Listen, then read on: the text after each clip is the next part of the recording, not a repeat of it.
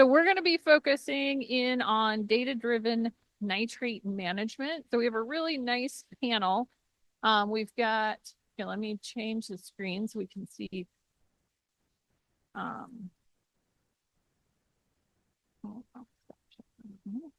So Mark from the city of Hastings is also joining us. But so we have a nice panel here. I'll introduce everyone, and then we're going to give each panelist a few minutes to kind of share a little bit about how their work fits into this panel. And then we're going to have some moderated questions, which Arindam, Dr. Malakar has graciously agreed to moderate some questions with the panel. And then we'll have time for questions from the audience to the panel. So that's kind of the format we're going to take. With that, I think I will let everyone introduce themselves.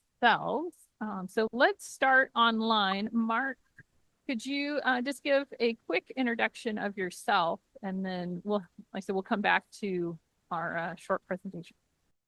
Perfect. Hello, everyone. My name is Mark Funkey. I'm the interim city administrator here for the city of Hastings. Just a couple days short of 8 months total on the job. I was hired back in February as assistant city administrator, and then because of some transitionary things, I moved into this interim role, and super glad to be here and let you know how much or possibly little I know about water. Thanks for joining us. Go ahead, Marty. I'm Marty Stange. I'm the environmental director for the city of Hastings, and Mark is my boss, so I'm on evaluation at this point. But I've been in the water business dealing with the Hastings issue for 35 years, so I'm glad to be here today. I'm Marie Krausnick. I'm the assistant general manager of the Upper Big Blue Natural Resources District, partnering with the Little Blue NRD and the city of Hastings on the project in their wellhead protection area. Good afternoon, everyone. My name is Dan Snow. I'm the director of the Water Sciences Laboratory, part of the Nebraska Water Center and Dougherty Water for Food Global Institute. I've been in Nebraska for almost all my career since 1986, so I have a pretty good perspective, I guess, on kind of what's happened in the past. And this part of the story, I think, that we're going to tell this afternoon, how Nevada Zone came to be a focus.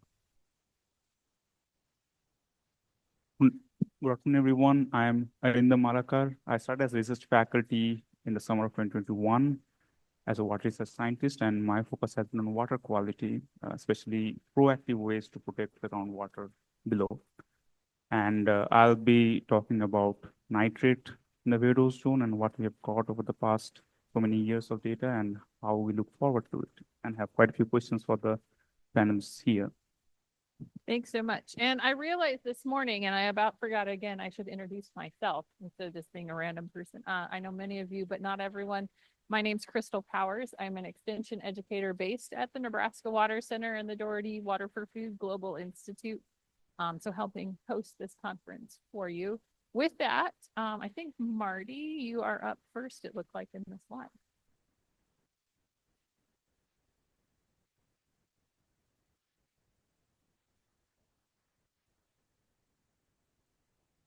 While she's getting the slides up here, I do want to just point out that I see several faces in the audience that has helped me in my efforts of dealing with the nitrate issues in Hastings, and appreciate all the support that the university and the NRDs have given me over the years here. So this is kind of a thank you to all you folks out there, and some of you will see your photos in my slides. So.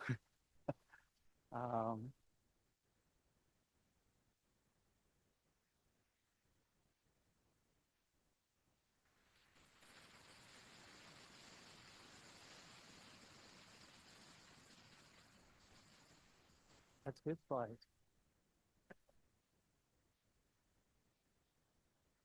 Yeah, I was going to say it didn't look quite like that. So, do you want to just you want to go Dan first? All right. So, how many snow here?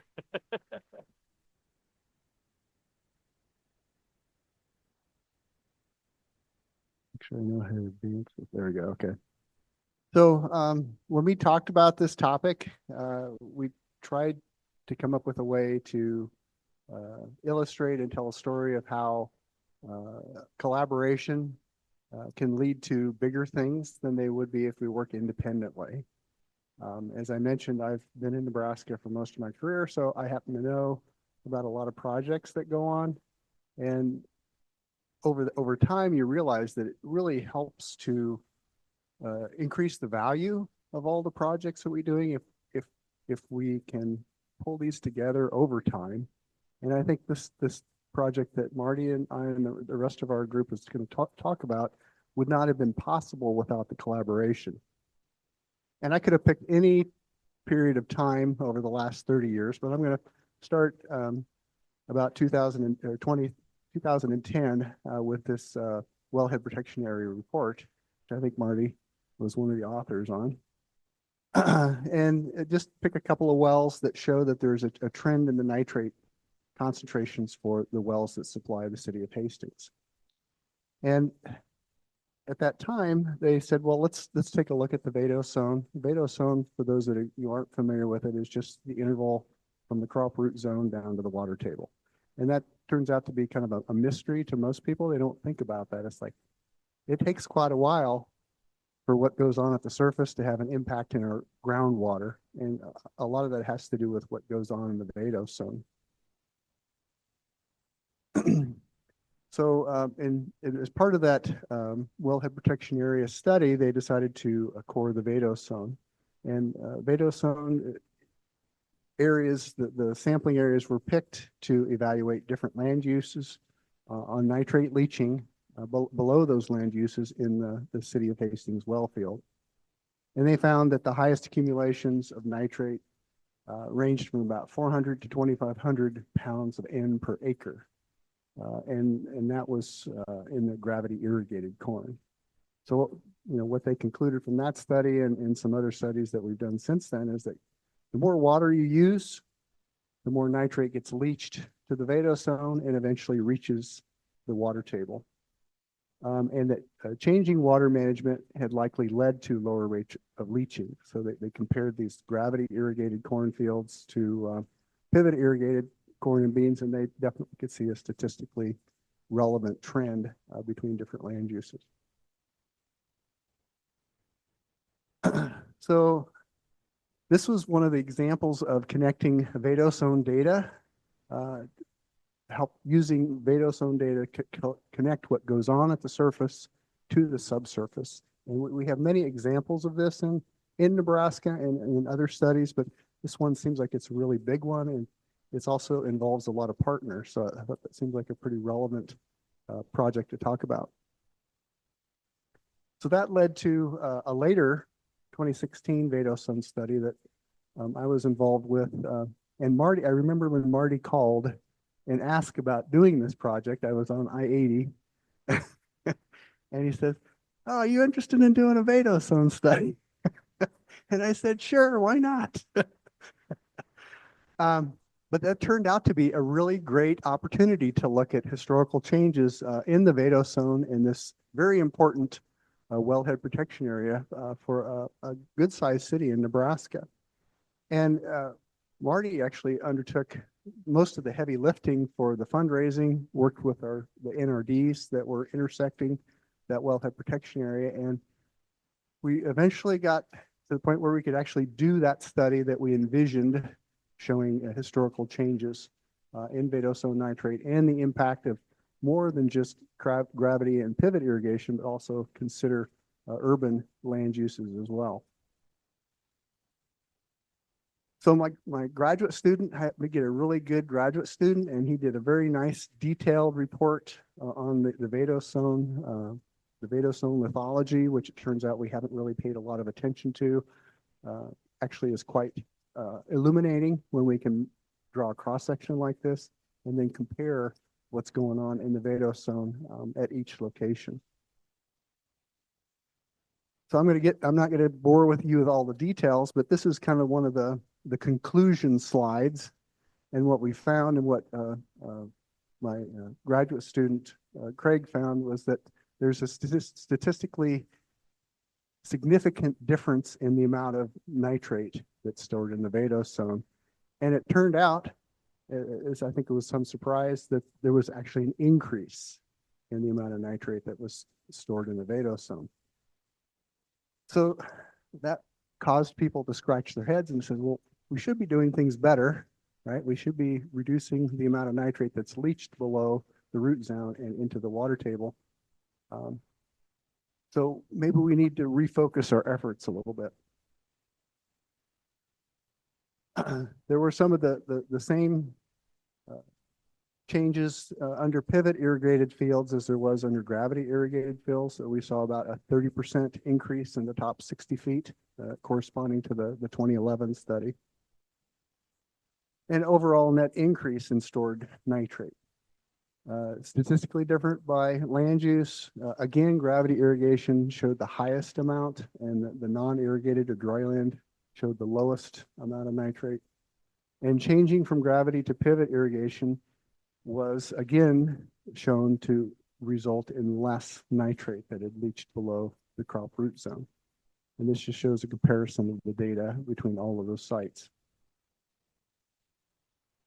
So this is kind of one of the concluding slides, is that we had multiple projects that were linked together over time that I don't think would have been possible without the cooperation and collaboration of lots of organizations, with the City of Hastings really taking a leadership role in this. And over 20 years of data helped to show the scale of the issue, effective time, and land use. And that leads to the question that I hope we discuss this afternoon, is where do we go from here? There was a notice just published in June of 2024 about one of these wells that was provided in that 2010 wellhead protection area report is increased to above the Safe Drinking Water Act level. So we're not done. I think that's what the message is here. We still have to keep working, studying, and trying to get a better handle on what's going on in the vadose. So, and that wouldn't be possible without cooperation, collaboration from a lot of different groups. All right, so Marty, you're up.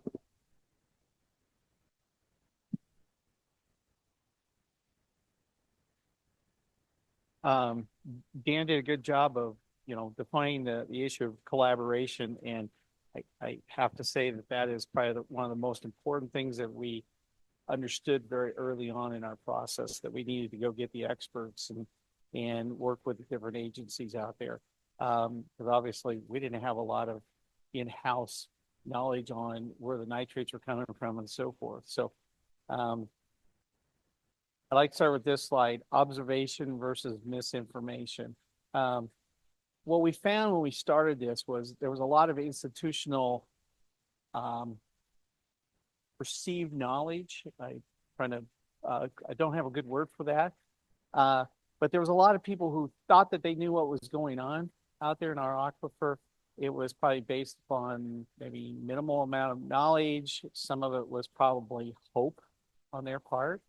But we had misinformation that had really become fact. And that was really one of our first things that we needed to do. I have to say that the Little Blue NRD, Mike Honor, when he was there, and Daryl was there at the time, that we decided that it was good to have an interlocal agreement between the Upper Big Blue, the Little Blue, and the City of Hastings. And it wasn't so much that as staff we weren't working together, but really it put it in front of those boards and councils to say, we're all going to have to work together on it. Our wellhead protection area, a third of it lies in the Upper Big Blue and 2/3 lies in the Little Blue. So it really was necessary to do that. So when we started this, that's when we realized that misinformation. We had a lot of people saying, hey, my water's good. I bring it to the NRDs. They were pleased with the results that people were bringing to them. But what we found was they weren't sampling all the wells that were out there. So we made a concerted effort to get to sample our wellhead protection area. And I know it's a little hard to see, but there's a little red box in there. That's 200 square miles. About the bigger area is 200 square miles. The red box includes the wellhead protection area that was there. And over about a 2-year period, we collected about 800 samples. We did get 87.5% of all the wells in our wellhead protection area sampled. So we had a really good database and we used NRD staff, city, county, employees. We used the NDE, the Little Blue NRD, the Upper Big Blue NRD, and even homeowners to help us get that data. So we had a lot of cooperation from a lot of people. I was really surprised that once we got into, we had a lot of people that really wanted that information. And I would tell you that other 12.5% were people that just simply didn't want us on their property. We dealt with the issue of where's the nitrates coming from. The general understanding was it's coming from the feedlots, it's coming from the urban areas. And so working with UNL, Dr. Spalding, when he was here, we said, we got to figure out what's the source of the nitrates. And obviously we used the nitrate and oxygen isotope testing that was out there. That helped considerably. So we reached out and collaborated with UNL. We could not have done that on our own. As Dan mentioned, the Vadozone studies, we were very surprised when we saw that increase in nitrates out there. What's not on this slide is that we did see a decrease in nitrates that was in our urban areas, and Dan, one slide you have it that it went down. So obviously it helped us get the message out where the source of nitrates is coming from. It's not necessarily right in town, but the fact that groundwater flows from the northwest to the southeast, it's what's coming into us. We also ran into, as Daryl said, the 4-letter word, uranium. And we knew we had an issue. We suspected some uranium out there, and Dr. Weber and her folks came out and did some uranium studies for us. And I kind of remember a moment when the top of the test tube blew off and everybody was really excited, and we're all standing around. Boy, those guys get excited over the littlest of things, but apparently it was an aha moment because that's out there. But we could not have gotten and understood the issue of uranium and how it impacted us. And with all that information we have, we're able to manage the aquifer now and able to avoid some costly treatment expenses that we'd have. So UNL provided a major amount of cooperation and collaboration with us. And with this slide, I will turn it over to Mark Funkey, our interim city manager. I'll talk a little bit about what does all this mean for community sustainability. Thanks, Marty. So yeah, as Marty said, I think it's important to kind of focus on how, having quality, clean water for a community is sort of the lifeblood of everything that happens. And if we don't have those kind of things, it really impacts how a city can move across the board, whether it's economic development or bringing in new businesses, sustaining the businesses and industries that we have here in the community already. Water is this sort of thing that is forgotten in the grand scheme of things in a lot of cases, and it's just an assumption, but we are doing the quality work to make sure that we have quality, sustainable water for the future, for the growth of our community and for the citizens who live here. So, it's an ongoing concern for the community so that we can remain economically healthy and can survive during whatever comes, whether it's a pandemic or any other kind of downturn in the economy. As I stated, to be able to retain the businesses we have, get new businesses, these things become a struggle for smaller rural communities. And so, eliminating any barriers that we have is very critical. Things like water quality can have a significant impact on a community. And if you have bad water, it could really be detrimental to future growth. Hastings is a rural community, and we sit, in this county in South Central Nebraska, and we have an economic impact though on a lot of communities around us. We bring people in from, across Nebraska, northern Kansas, a lot of impact across the region.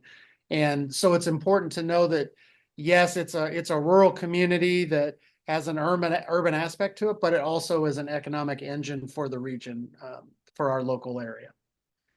I think one of the biggest things is obviously being an ag-centered state, being able to support the ag community with the right kind of resources they need to be successful is critical to future growth for not only the city of Hastings and the regional communities, but for those markets to make sure that they are producing at a high level because they have the right kind of resources to be effective.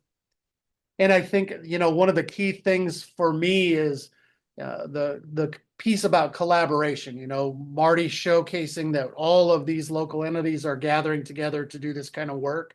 We have to collaborate across the board in everything that we do. So it's so critical to the future success of a community. In order for us to be sustainable and to make sure that we can be growth minded and to continue to move forward. Not insignificantly is the regulatory agencies and working with the University of Nebraska and other educational institutions, even locally with Central Community College and Hastings College, to make sure that we're doing all of the things that we can do to support our growth. And then, as you'll see on the last slide, Marty put this together, but I think it's really important that it says, water is everyone's responsibility.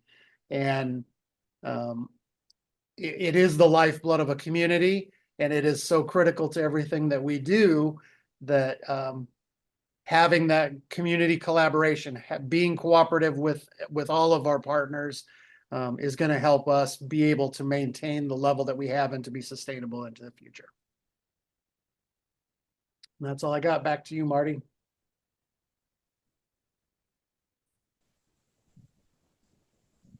All of this couldn't have been orchestrated without Marty. Bringing, we had been collecting data over in that area, and Daryl was collecting that data for the Little Blue at that time. But without Marty's spearheading and asking very strategic questions, and us saying, yes, we know the answer, or no, we don't know the answer, but let's find out. That's kind of how everything started. And so thank you, Marty, because we've learned, the NRDs have learned a lot about this, and the collaborative effort has helped us become better partners, not only with the city of Hastings, but with our neighboring NRDs on all sides, and with the university. So collaborations, they make great things. Even if sometimes they may seem a little sour, good things still come out of collaboration. If I might just add, and I mentioned this to Daryl here over lunch hour, is that I had the opportunity to go to Little Blue NRD, give an update on what we were doing. And one of the board members said, every time somebody comes here, they want money. And they says, how much money do you want? I go, well, I'm not asking for money. What I need is your staff's time. I need their expertise. I needed that collaboration that was coming in there. And seriously, they were taken back by that. And, that's where the real value came in for us, is having the staff from both the Little Blue, the Upper Big Blue, the university, all these folks that were helping us. It was that knowledge. And I don't want to be nonchalant about this, but it was really priceless for us. I mean, that knowledge and the fact that they were willing to go down this crazy path with me was just amazing. So anyway, thanks to all. Thanks to three of you for this wonderful presentation. And with that, of course, we'll open for questions from the audience. But before that, I had some few questions, especially with the amount of radiostone data that we have in the state of Nebraska. When I started back in 2021 in Nebraska Water Center, part of Water Global Institute, I always imagined what exactly NRD and utilities do with the report that we submit. what is happening behind the curtains after we have submitted the report, how you assimilate the data, and how do you make your decisions based on it. So if you can share a little bit about that, that would be really great. Yeah, the data that we're generating specifically through the Vado zone and the uranium information that came out of the Hastings study, once our board digested all of that, it sparked a couple, multiple things. But the first thing was, oh my gosh, if the arsenic, uranium, and selenium concentrations are doing this in Hastings, are they doing the same thing in other areas of the state? And at that time, we had great support to, well, we need to find out. And so it sparked a sampling movement within our district. And lo and behold, we were a little bit ahead of the curve. And Dr. Weber, I mean, we had meetings with Dr. Weber about this. What's the best way to be sampling for arsenic, uranium, and selenium? And we went through a couple of different iterations of what is the best way to get valuable data. And then we finally landed on sampling multiple times a year from a dedicated network to look at concentration changes throughout a calendar year, gave the most insights, into that arsenic, uranium, and selenium. The next thing that came out of it was we had an event in our district where our producers were asking, we give you all of this information and you don't really give us a lot of information back. What are you doing with our information, and how does nitrates move through the unsaturated zone? How fast are things moving? What's going on there? And that sparked us to then apply for some grant funds to work with Dr. Snow and expand the work that we had done in the Hastings area throughout all of our water quality management area district or air zones within our district. And we're in the process of still working on that. And we're finding interesting results, that not every area of our district behaves the same. So a collaboration also then creates spokes that go out for new innovation and new data and new answers to questions. Add to that. I'd like to, because not only did we deal with the uranium issue, but once we started to understand that uranium and selenium and chromium was an issue, we started looking at some of the selenium issues that we're dealing with, like at our power plant. We went back and looked at our data, and we were able to put together kind of a slideshow, or basically take the data we got and look at every year and see what's changing. And we could see these waves of selenium coming into the city and going out to the east side where our power plant was at. And the reason the power plant was important is because, well, we generate fly ash that has some selenium in it, but we were getting high levels of gradient. And it was like, okay, well, that really can't be the power plant. It's got to be that. And so once we understood that, yeah, there's a mechanism that was causing that to occur, I mean, that really helped us out. I mean, that data, that time, the expense that we went has now precipitated into some other areas of work. Obviously, we're still dealing with what happens when you have selenium that's rising in your water and you're doing RO treatment and you're having to dispose of it. Well, but at least we know where it's coming from, but now we at least understand that there's a change that's going to occur. We can make better predictions. So, yeah, to me, it's amazing how one thing begets it to something else. So. Any questions from the audience, which is burning right now?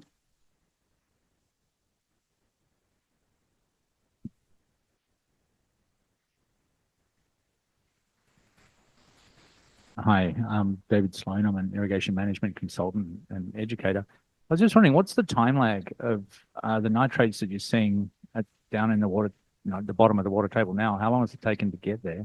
And if you stopped tomorrow all leaching, how long is it going to take to clean up?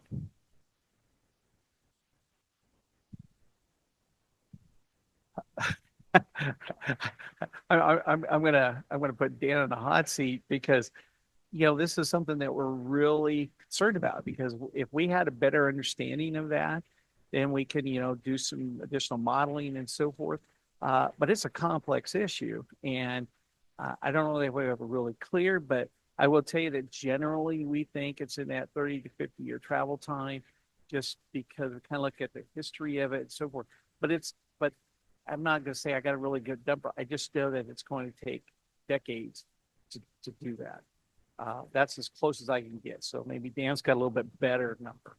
Yeah, and that's a question that has been asked many times in the past. Can you age date nitrate? The answer is no. We can't actually date nitrate, but we can date the water.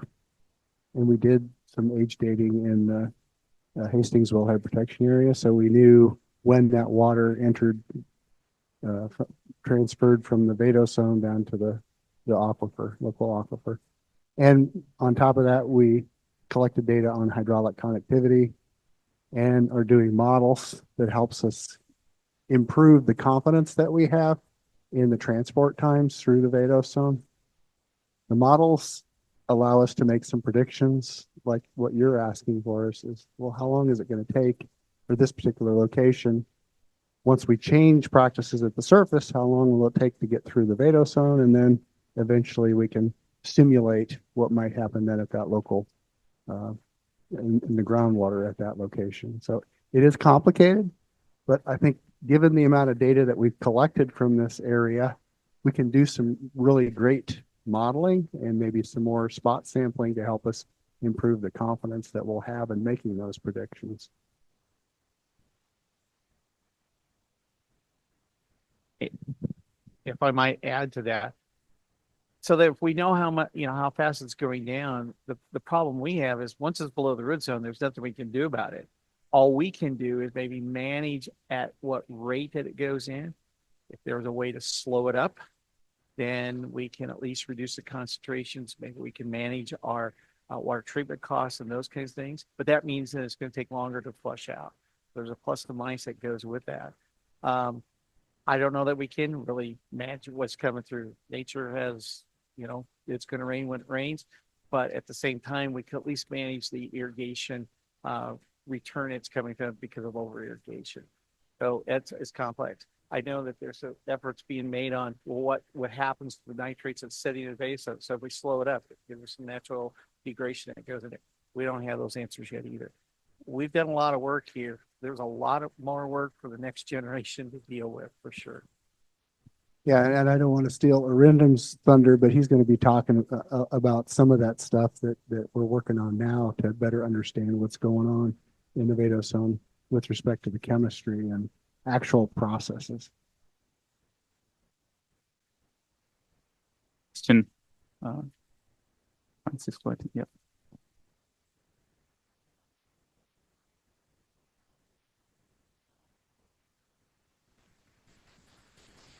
Thank you for sharing your ideas and this long-term enterprise that you started years ago. The question is a little bit related with the last part that you mentioned, right? But this, and you also mentioned in one of your slides then, and perhaps in the programs, what's happening next? And the question for you is, how do you see this problem getting more complex as you start digging more into the science, the technology, and the interactions with the society and communities? How do you see the next stage of your collaboration? What will you change to tackle now these more complex problems, or equally complex as before, but moving now into the identification of the problem, now trying to mitigate or correct the problem, providing more solutions? What would be the different kind of set of organization or vision that you may have? So I can start with Dan, who will take a note on this question. Take a stab at it. Well, we learned a lot of things in doing this project that we're now implementing in our later projects, say in the Upper Big Blue and in the Brazil groundwater management area. One of the things that I think is super important is to put our results in terms that a producer can understand And that's why I like pounds per acre. Everybody kind of knows what pounds per acre is. And I remember one of the presentations I gave at the Upper Big Blue Energy. It's like, there can't be that much nitrate in the Vado zone, right? That's like 2,000 pounds per acre. It's like, how is that even possible? So you learn how to explain it in a way that anyone can understand it. And that's hard to do, especially for a nerd like me.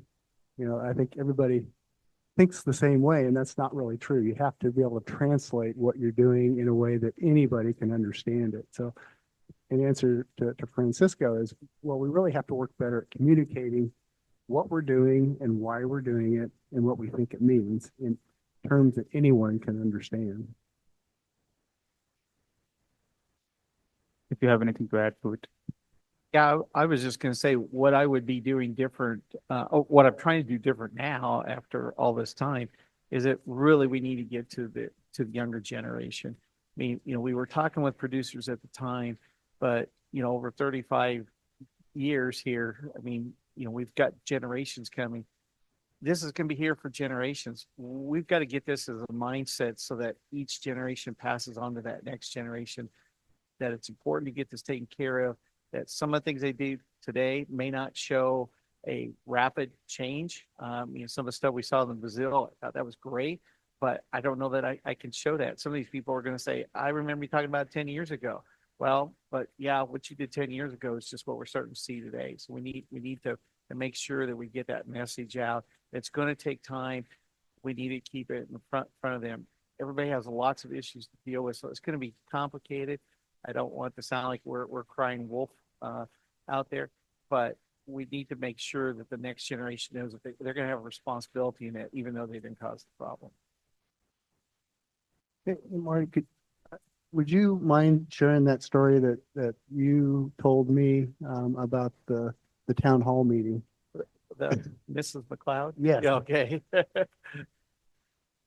Sometimes you have these aha moments, and we had done this wellhead protection. We did this sampling. We did the soil sampling, and finally had to break it down to instead of having 30, 40 people in a room, we wanted to have kind of a core group, because we really needed to go to the NRDs and say that we needed some regulations. We needed to be able to control water usage. Metering was an issue. How do we implement best management practice? And one of the producers that we had, he was really good at lying us on his property, doing it. He was very interested in that. And this particular evening, he came, he says, all right, if my mom comes. And his mom was definitely retirement age, and she sat there very quietly, very petite lady.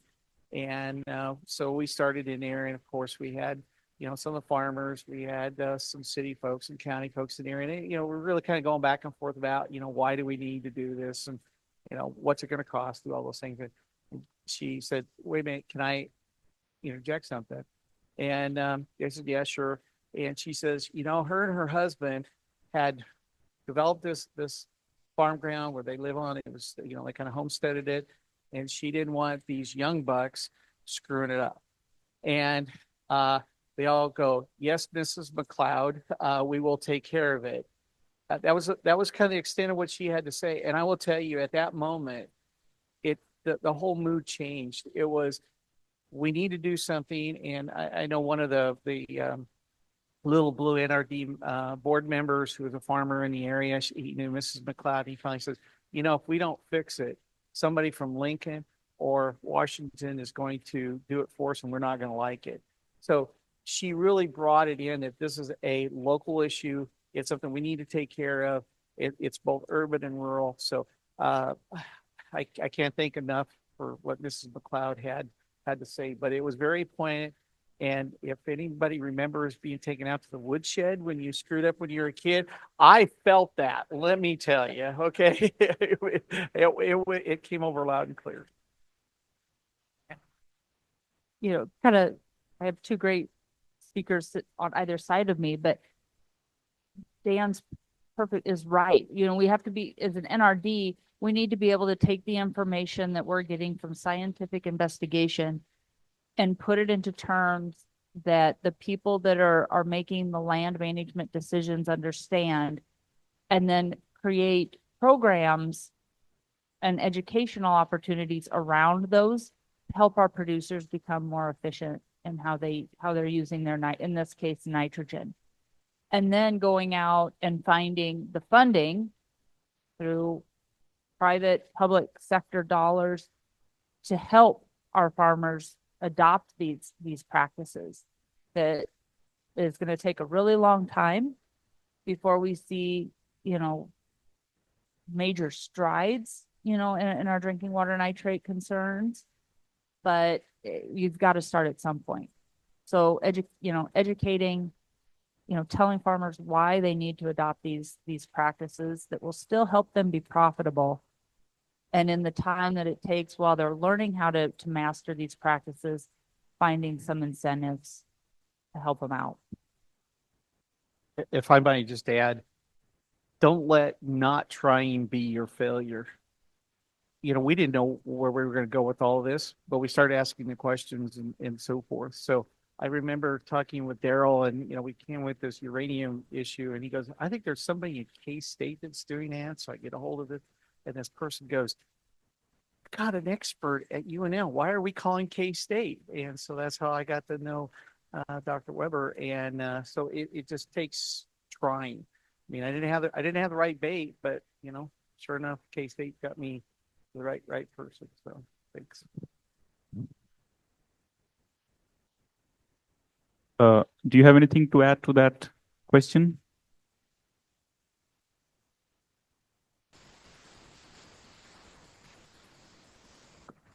Mark, can you hear us?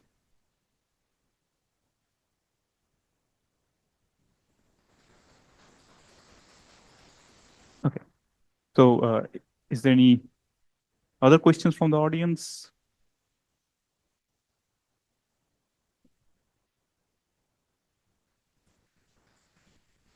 Yes, as I understand, Hastings uses an osmosis plant in their water treatment facility then. That is correct. And we did evaluate ion exchange versus RO. And the RO unit provided us a lot more flexibility with other issues. And specifically, we could remove uranium as well as nitrates. What's your operating cost on that unit that you have there in Hastings? Yeah. To date, we've spent about $15 million in setting this up. That includes the injection wells, water distribution piping, collection system. We're reusing several of the high nitrate wells as our extraction wells, and then the RO plant. Right now, our operating cost is about $1 million per year. We have a population of 25,000 people, roughly 10,000 service connections. And so they are solely responsible for paying for that cost, which we didn't have before because we just had the wells and we were taking it right out of the aquifer. And we figure about $1 million a year in capital monies that we got to set aside for replacing that, because those RO units are only going to last so long. And we, as you can see, we're going to well be in excess of 30, 40, 50 years before we're done. So some of the infrastructure, like some of the buildings, we'll be able to reuse, but all that equipment and so forth in there will have to be replaced over time. I see. Okay. What do you do with your byproduct then? Okay, there's two places we go with it. And I wish I had a map and it would make a little more sense, but within the injection field that we have, we've got two center pivots.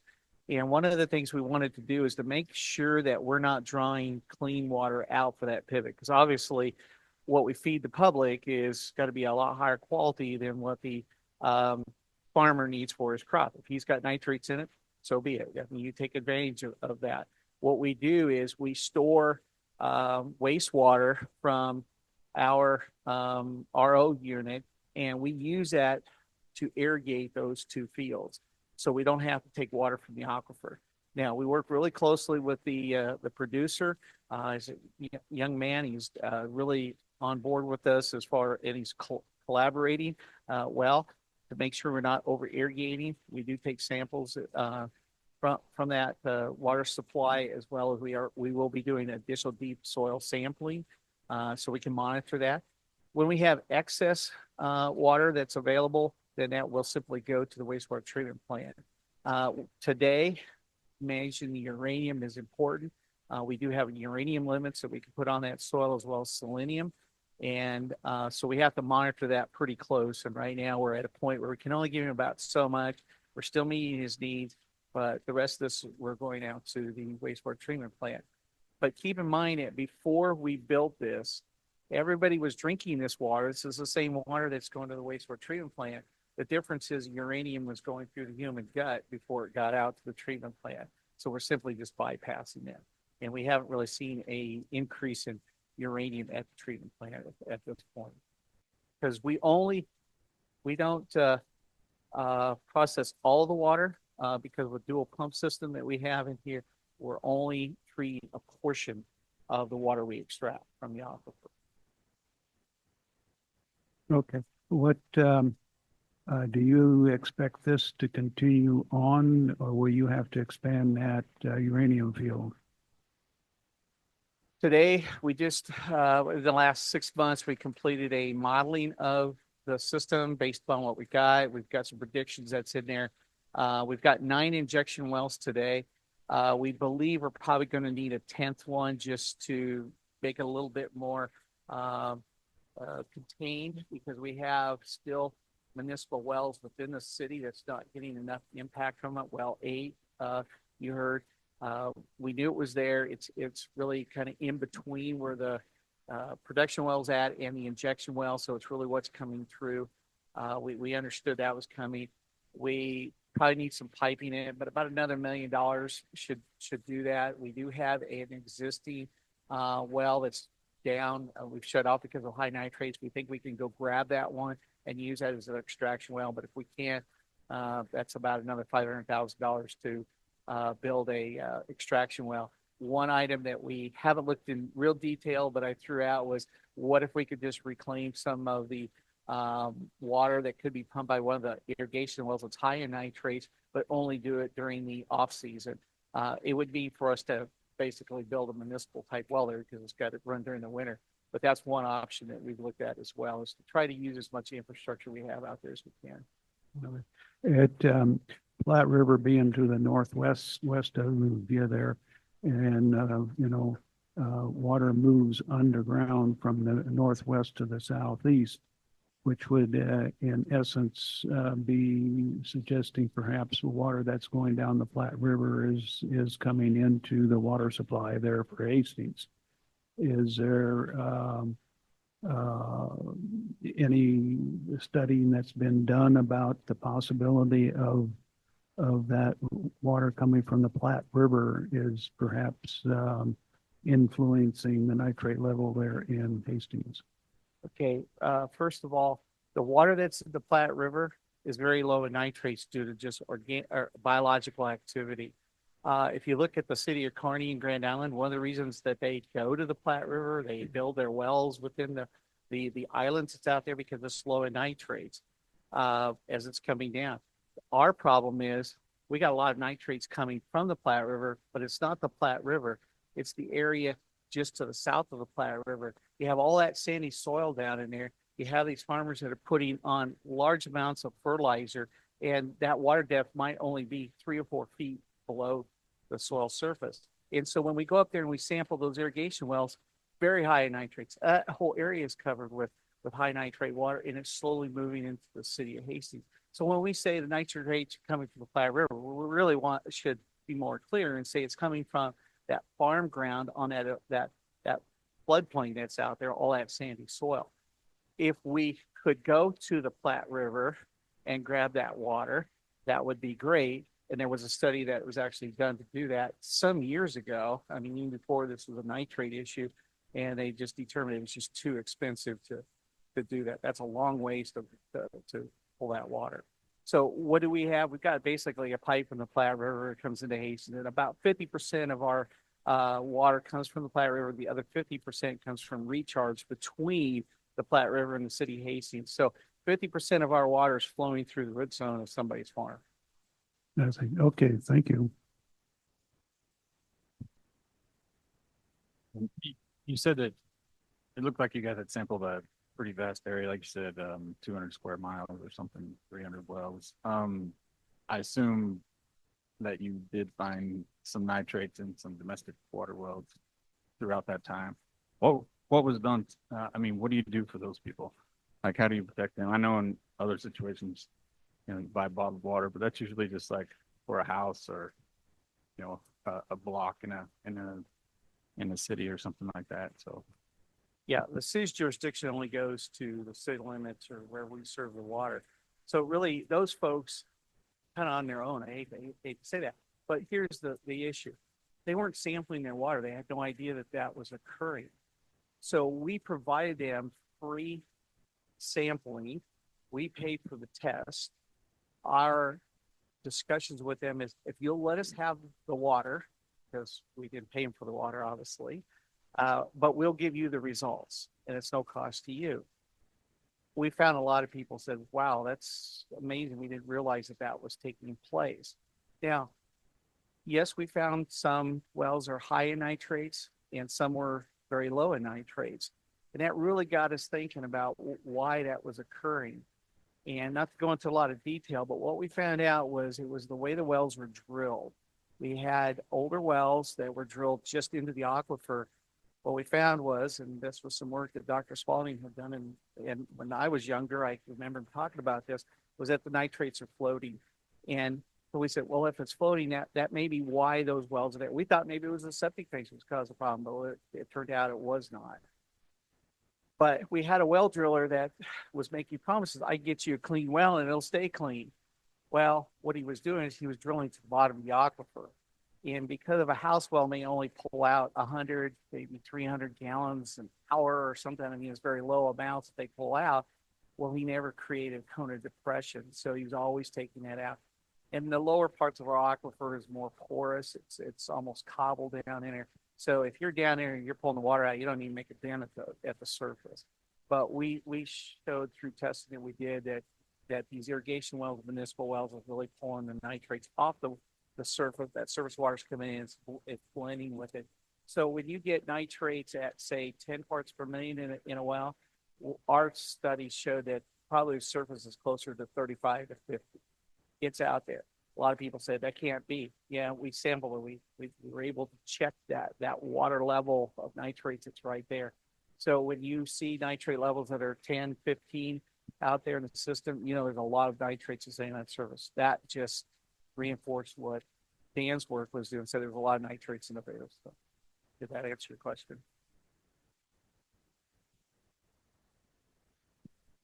I think in tomorrow's nitrate outreach session, in the Know Your Well project, where high school kids are taking samples in the locality, we'll add more to that about some domestic water sampling and how nitrate and other contaminants are in there. Do we have any more questions from the audience? If they need some more time to think, I can ask one more. So this will be my last question, actually. So one thing that we talked about, or rather, Dean Derek McLean talked about AI, artificial intelligence, machine learning coming into play. The amount of ADOS zone data or groundwater data that we have in our state. Where do you see that being used to design some advanced technique to protect the groundwater quality? And this is for all three of you. So who want to go first?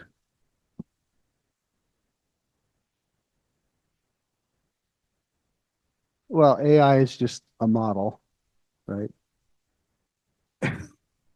It's a language model, right? You know, so that's one of the goals of collecting all this data so we can feed it into models and make better predictions. And AI, I think, if I understand it correctly, can do it more efficiently than we can in more of a manual adoption, incorporation of field data. It could allow us to do things more quickly and more efficiently. And that's what I'd like to think, is that the new technology, the new neural network, artificial intelligence models will allow us to do things more efficiently and solve this problem faster than we could otherwise. I would like to see AI make the information that we gather and the results more accessible to more people faster and easier. instead of Googling, oh, Hastings nitrate Vado study results, you ask ChatGPT, hey, find me some information on unsaturated zone nitrate levels in the United States.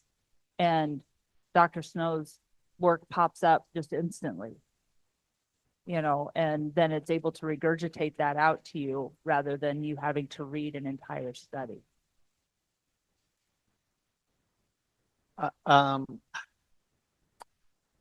not the academia, that's not, but one of the things that we found was when we go out in the field, there's field observations. There was things that we knew inherently, and a lot of times we don't maybe always know why.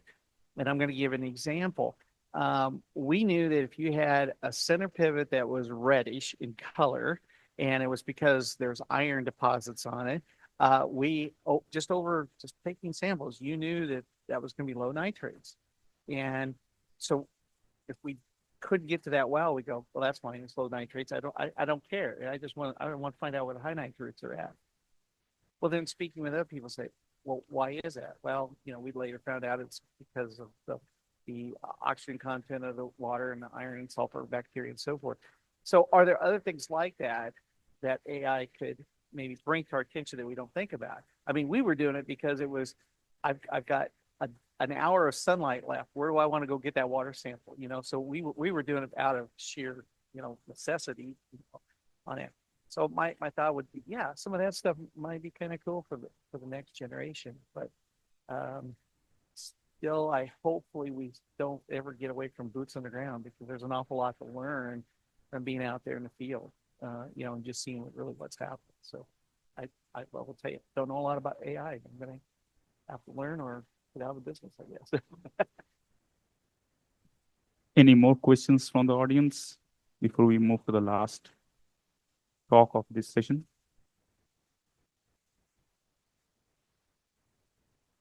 I don't think so. Then I think just a... Oh, yeah. Let's thank the panel. There we go for their time.